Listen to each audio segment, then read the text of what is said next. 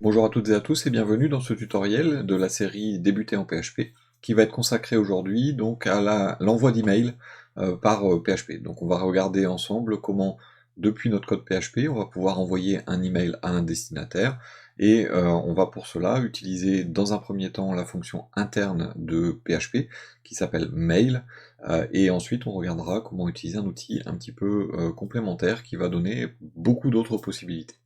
Donc on va regarder dans un premier temps le projet, donc c'est notre projet tuto PHP habituel. Je précise que j'utilise un serveur Laragon qui a un outil qui va permettre d'intercepter les emails envoyés avec la fonction native de PHP. Ces emails ne s'interceptent pas facilement en utilisant n'importe quel type de serveur. Donc faites attention à ça. En local, elles ne fonctionnent pas en théorie. Donc là, la première chose, hein, on va aller regarder la fonction mail de PHP. Je vais juste faire une recherche mail PHP. Voilà, c'est cette fonction qui est là. Donc c'est la fonction mail de base qui existe depuis PHP 4. Petite information, il est important de noter les notes qui sont sur le bas. Donc il y a plusieurs exemples et il y a une note qui est importante à noter. C'est que c'est pas conseillé pour traiter des gros volumes de mails. Donc parce que à chaque fois, la fonction mail ouvre le port pour chacun des mails qui va être envoyé. Donc si vous faites des boucles pour envoyer des mails, c'est pas forcément la meilleure solution. Et également sur Windows, la fonction mail avec SMTP va poser problème, elle va être compliquée à utiliser. Bon, ceci étant dit, on va quand même regarder un petit peu comment ça va marcher. Et donc, la première chose, c'est l'écriture de cette fonction mail. En gros, la fonction mail, on écrira mail, et ensuite on mettra le destinataire, le sujet, le contenu du message, et on pourra donner des headers complémentaires et des paramètres complémentaires. Donc tout est documenté. Mais donc là, l'idée, ça pourra être par exemple de dire, j'envoie un mail à brouette site.fr. Pour les tests, l'adresse n'a pas forcément à être valide. Ensuite, on mettra un texte qui sera le sujet du message. Et on mettra un troisième texte qui sera le message lui-même. Et une fois que ça c'est écrit, eh bien, si je vais charger ma page dans mon PHP, je vais avoir un mail qui va partir. Et donc là, si je veux aller regarder, j'ai intercepté ici dans... ça c'est directement l'Aragon qui me propose ça. Donc je vais enlever des trucs qui pourraient éventuellement gêner la vue, voilà. Donc qui me propose ça, et ce fichier en fait est directement accessible. C'est un fichier texte et j'ai la possibilité donc hop, de l'ouvrir et je vois donc que ça a bien été un mail qui a été envoyé à brouette@site.fr. Son sujet c'est sujet du message et le message est là. Donc ça c'est un envoi de base de messages. Alors bien sûr on fera ça de façon un petit peu plus propre, c'est-à-dire qu'on mettra par exemple $tout égale et brouette@site.fr. Ensuite, on mettra $subject, par exemple, égal et le sujet du message. Et on mettra $message égal et le message lui-même. Et donc, au lieu d'écrire dans $mail, ceci, on mettra $tout, $subject et $message. Voilà. Donc ça me permet d'avoir directement l'envoi du message. Hop, il est parti. Et si je vous montre à quoi il ressemble, eh bien il va ressembler au même que tout à l'heure. C'est exactement la même chose. Donc ça c'est la base. Maintenant faites attention parce que dans les mails, il est de coutume de dire que les messages, les lignes de caractères qui dépassent 70 caractères doivent être tronqués. Donc c'est-à-dire que là, si pardon. Donc si jamais mon message était un long message, donc je vais faire hop, je vais fermer PHP, je vais faire un lorem, Voilà. Donc si ce message était un peu long, là il y a 228 caractères. Hop. Voilà. Eh bien, il y a des systèmes de messagerie qui vont poser problème, parce que les lignes font plus de 70 caractères. Donc ce qu'on fait en général, si on utilise mail, hein, c'est qu'on utilise une fonction qui s'appelle wordWrap, qui récupère le message, et pour laquelle on limite à 70 caractères. Et une fois qu'il atteint les 70 caractères, en fait, on coupe avec, donc là on est sous Windows, anti/R, anti/N, pour dire va à la ligne. Donc c'est return et new line, donc nouvelle ligne. Et donc une fois que vous avez fait ça, eh bien quand vous allez envoyer votre message, voilà, il est parti, normalement, voilà, j'en ai un troisième, et si je regarde le message, les lignes, ici, sont coupées, normalement, à 70 caractères, donc là, 69, on a ici 68, on a ici 67, et la dernière. Donc en fait, il a coupé, pour éviter de couper les mots, il a coupé au plus proche des 70 caractères. Donc ça vous permet d'avoir un truc un petit peu plus propre. Alors le truc c'est que là on sait pas qui a envoyé le message, on a envoyé un message à quelqu'un avec un sujet et un message, mais on sait pas qui est l'expéditeur. Donc on va avoir la possibilité, si on le souhaite, de rajouter ce qu'on appelle des headers. Les headers, on va les mettre sous forme d'un tableau. Et le premier header qu'on va pouvoir mettre, c'est un header qui s'appelle from, attention avec un F majuscule. Et on va lui dire par exemple noreply @site.fr. Et si vous mettez ce header, eh bien il va falloir l'intégrer dans la fonction mail, et ça vient juste après, c'est additional headers. Vous mettez votre tableau headers à la suite, ce qui fait que si vous envoyez votre message, hop, il est parti, et donc je vais regarder ici, et je vais... Oh, tiens, j'ai mis à côté, c'est pas grave, voilà, et donc j'ai ici le from qui vient de se mettre à l'intérieur donc des en-têtes. Donc je sais qui est l'expéditeur. L'adresse n'a pas forcément besoin d'exister. Ensuite, vous avez un autre paramètre qui peut être intéressant, c'est reply to. Reply to, avec un T majuscule. C'est quand les gens vont cliquer sur répondre, à qui ça part. Adresse, @site.fr. Et donc là, lorsque je vais envoyer mon message, c'est reparti. Il est là. Hop là, je ne vais pas tout ouvrir quand même. Et donc là, j'ai l'adresse à qui il faut répondre. Donc vous voyez que ça se remplit assez facilement. Alors il y en a d'autres, hein, des headers, il y en a qui sont utiles, très utiles même, puisque par exemple, vous avez la possibilité de dire à qui vous envoyez également en copie. Donc c'est cc et copie @site.fr, et vous allez avoir bcc également. Donc bcc, c'est la copie cachée.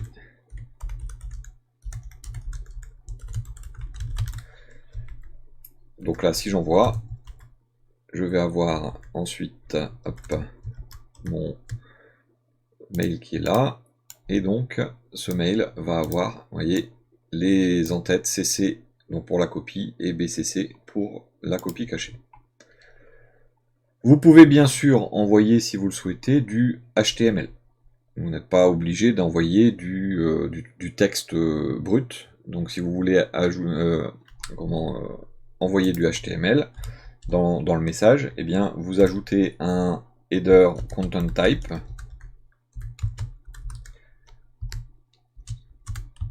et vous mettez texte/html. Vous pouvez ajouter également donc point virgule charset égale UTF-8 par exemple, pour dire que vous voulez envoyer en UTF-8. Et donc là, vous aurez la possibilité de mettre dans le message directement du HTML. Donc ça, c'est avec la fonction mail. Vous voyez que c'est pas très compliqué à utiliser, mais elle est déconseillée principalement pour les raisons que j'ai évoquées tout à l'heure, qui sont l'utilisation d'une boucle, par exemple, si vous voulez envoyer en nombre. Donc si vous voulez envoyer en nombre, il est plus simple d'utiliser un outil, enfin des outils extérieurs. Il y a des bibliothèques en fait qui existent. Il y en a une moi que j'aime bien qui s'appelle PHP Mailer. Vous tapez PHP Mailer, vous allez tomber sur leur Git. Cet outil-là est un outil qui va vous permettre d'envoyer des mails de façon un petit peu plus sympathique au niveau de la configuration. Et surtout, vous allez pouvoir configurer pour utiliser SMTP, et donc configurer le serveur de votre hébergement, par exemple. Donc là, il y a toute la procédure pour l'installer, il y a la documentation. Vous pouvez utiliser Composer, pour ceux qui connaissent, pour l'installer, ou directement télécharger sous forme de zip. Donc nous, comme on n'a pas encore utilisé Composer ensemble, on va l'utiliser sous forme de zip. Donc je vais cliquer juste là pour le télécharger. Et ce que je vais faire, c'est que je vais ouvrir le dossier de mon projet. Hop, il est là. Et dans Includes, je vais mettre directement un dossier qui s'appelle PHP Mailer, dans lequel je vais récupérer ce qu'il y a dans le dossier dans SRC. Hop, le voilà. Et je prends tout ce qu'il y a à l'intérieur pour le mettre à l'intérieur de mon dossier. Tiens, il ne me l'a pas pris. Voilà. Donc une fois que ça c'est fait, il n'y a plus rien de spécial à faire, et puis on va regarder comment ça va fonctionner. Alors moi j'ai installé aussi MailHog, donc qui est un serveur local de serveur SMTP pour faire la démo, mais vous pouvez utiliser n'importe quel intercepteur de mail, et donc j'ai ma boîte mail qui est ici, qui a 0 mail pour l'instant à l'intérieur. Donc ce que je vais faire maintenant, c'est que je vais retourner dans mon projet, et ce que je vais faire, je vais effacer tout ce que j'ai écrit là, et je vais donc le remplacer. Tiens, donc je vais le mettre en commentaire d'ailleurs. Je vais laisser en bas. Comme ça, si il y a besoin, on peut y revenir.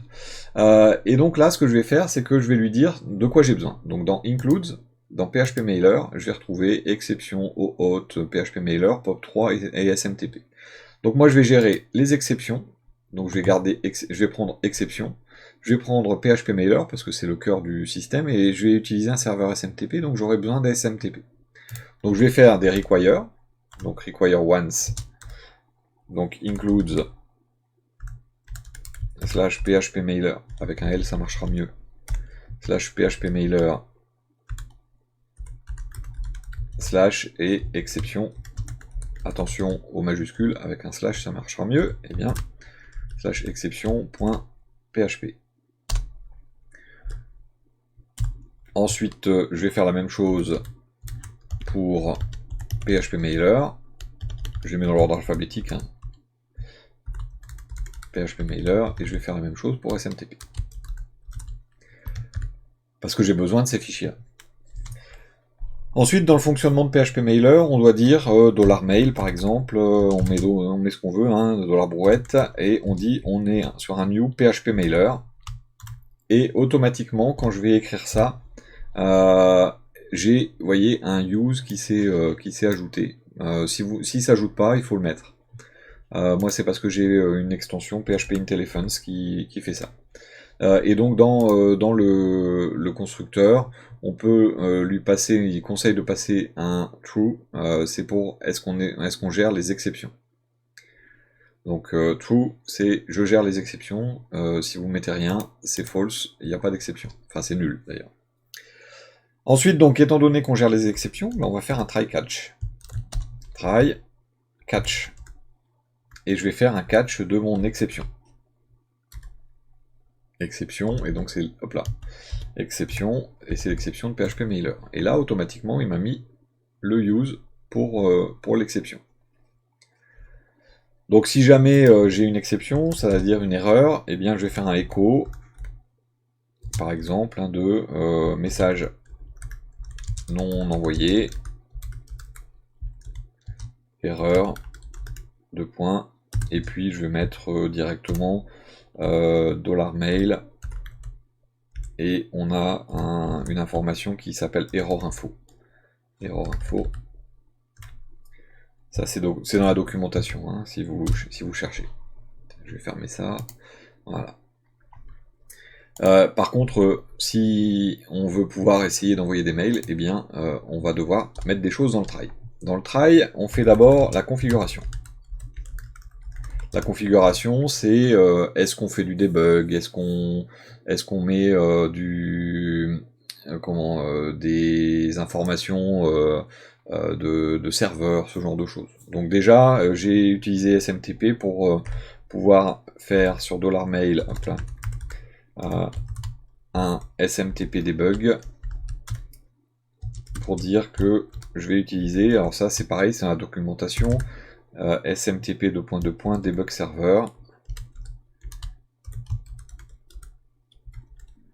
Là, j'ai pas le use. SMTP, hop, debug server. C'est bon, il me l'a pris. Donc il a ajouté un troisième use pour dire attention, j'utilise SMTP. Donc là, c'est pour dire je débug. Je veux des informations de debug. Vous allez voir, ça va afficher plein de choses. Ensuite, on dit on configure le SMTP. Le SMTP, hein, Simple Mail Transfer Protocol, c'est le protocole de transfert de mail. C'est l'équivalent du transporteur des courriers de la poste, hein, les camions et autres. Bah, c'est le même principe. Donc sur mail, je vais lui dire c'est en SMTP, et donc ils ont prévu isSMTP comme méthode. Ensuite, on donne le host, donc $mail flèche host, c'est donc moi localhost. Mais ça doit vous être donné par votre fournisseur. Hein.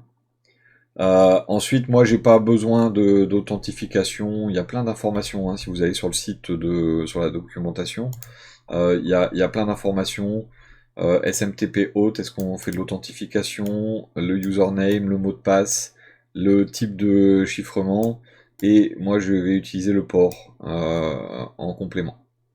Donc je vais utiliser donc sur $mail flèche port avec un P majuscule, et moi c'est le port 1025 parce que j'utilise Mailog.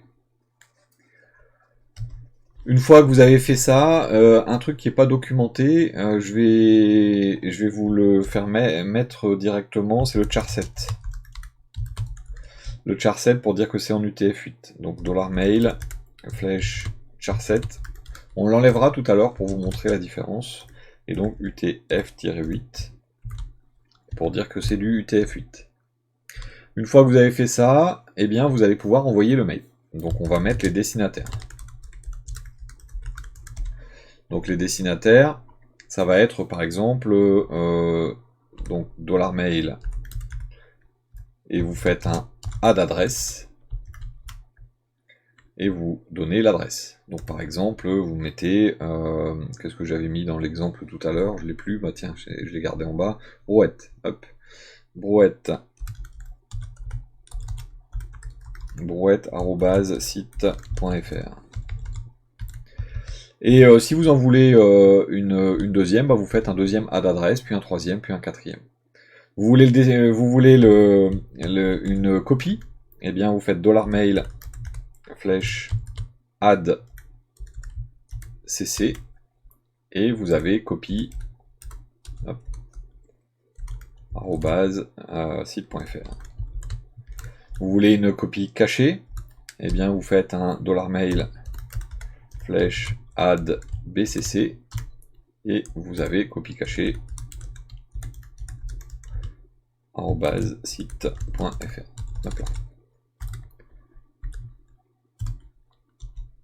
Donc ça, ce sont les destinataires. Ensuite, vous avez l'expéditeur. L'expéditeur, c'est un $mail flèche setFrom et vous mettez, hop, j'avais mis quoi, je sais plus, ah oui, no reply @site.fr, peu importe, vous mettez les bonnes adresses bien sûr, hein. Et donc là, j'ai directement défini les différents expéditeurs et destinataires. Et bien maintenant, je vais définir le contenu. Le contenu, ça va être $mail flèche subject. Et ce sera sujet du message.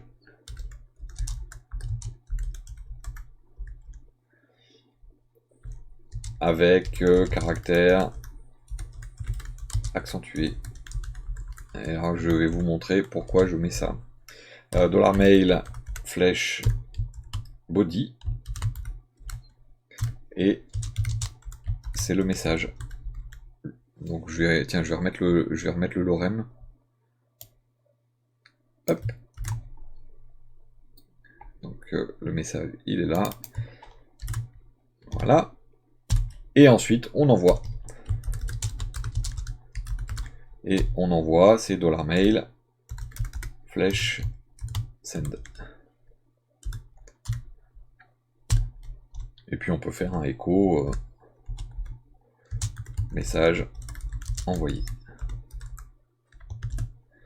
Et en faisant ça, donc maintenant si je vais réactualiser ma page, donc ça me met plein de choses. Alors ça c'est le debug, d'accord? Donc vous savez exactement tout ce qui se passe entre le client et le serveur. Donc vous avez le serveur qui parle au client qui donne les informations, ils font le hello, ensuite ils disent de qui ça vient, ils disent à qui on envoie, ils donnent également les copies et copies cachées. Vous avez donc directement également les informations, hein, vous voyez que les headers se sont mis en place. Et derrière, vous avez le sujet du message, et ainsi de suite. Vous avez tout. Et ça va jusqu'au bye qui dit c'est bon, on a fini, et ça dit message envoyé. Donc là, si je regarde maintenant à l'intérieur de mon serveur, alors j'ai pas besoin d'aller regarder, hein, vous voyez, d'aller regarder dans un dossier, je l'ai là. Donc j'ai effectivement donc noreply@site.fr, verbrouette@site.fr, le sujet du message. Et donc j'ai ici mon lorem ipsum. Et là, vous voyez que c'est pas tip top, hein, puisque on n'a pas découpé le message. Donc ça, c'est à penser également, hein, quand même, à découper votre message. Mais on a effectivement tout qui est parti directement. Alors bien sûr, vous pouvez également envoyer le message sans mettre le charset. Donc là, le charset, on l'avait mis. Si je l'enlève, vous allez voir que ça va faire une légère différence. Hop, voilà, le message est parti. Et donc, si je reviens sur ma boîte mail, voilà, j'ai ça. Donc vous voyez que en mettant pas le charset, j'ai un problème sur le sujet parce que j'ai des caractères accentués. Donc le charset n'est pas documenté spécialement directement au niveau de la documentation, mais il est important. Dernière chose, si vous voulez envoyer du HTML, eh bien, vous allez pouvoir commencer par dire $mail flèche is HTML pour dire que c'est du HTML. Donc dans body, je vais pouvoir mettre par exemple ici une balise P qui va se terminer là. Je vais pouvoir mettre ici un strong. Voilà, avec un /strong. Donc je peux faire mon HTML. Mais si vous voulez prendre en compte le fait que certaines personnes peuvent avoir un outil qui ne va pas lire le HTML, eh bien vous pouvez faire un alt body et mettre le lorem sans le HTML directement. Avec un point virgule, ça marchera bien. Et donc là, si je vais sur ma page et que j'actualise, j'ai un nouveau mail qui est arrivé. Donc j'ai remis le charset, donc j'ai les caractères accentués. J'ai ici ma balise P qui a été validée, j'ai mon strong qui est là. Et par contre, j'ai un onglet qui s'appelle plain text qui va être utilisé pour les logiciels qui ne supportent pas le HTML. Donc vous voyez que PHP Mailer permet de faire pas mal de choses sympathiques justement à ce niveau-là. Je ne suis pas là pour vous former à PHP Mailer ou pour vous dire qu'il faut utiliser celui-là, mais c'est vrai que c'est quand même pratique d'avoir cette structure-là, et vous pouvez mettre ça dans une boucle éventuellement si vous avez besoin. Alors pour l'erreur potentielle qui pourrait s'afficher, bah, si j'arrête mon serveur, voilà, et que je vais actualiser ma page, donc là ça va durer un tout petit peu plus longtemps que d'habitude, et là voilà. Donc j'ai l'erreur, voilà, directement, ça dit message non envoyé, c'est ce que j'ai écrit, hein. Donc ça c'est le message de debug, tout ça. Mais par contre, j'ai bien écrit dans mon code message non envoyé, erreur 2 points. Donc message non envoyé, erreur 2 points. Et là il dit SMTP connect failed, c'est-à-dire que c'est le message qui est juste au-dessus. Donc on a bien un problème de connexion au serveur qui s'est produit. Voilà donc pour ce tutoriel sur la façon d'envoyer des mails avec PHP. Il y en a pas, il y a encore d'autres façons de faire, hein, c'est pas exhaustif, loin de là. J'aime bien moi personnellement PHP Mailer, il y en a qui vont utiliser Swift Mailer ou d'autres outils. Faites votre choix, hein. La meilleure façon c'est celle que vous maîtrisez, c'est tout. Je vous remercie beaucoup pour votre attention, n'hésitez pas à commenter, à partager, à mettre un petit pouce bleu, et si vous le souhaitez, à vous abonner. Je vous remercie beaucoup, je vous souhaite une bonne continuation et je vous dis à bientôt.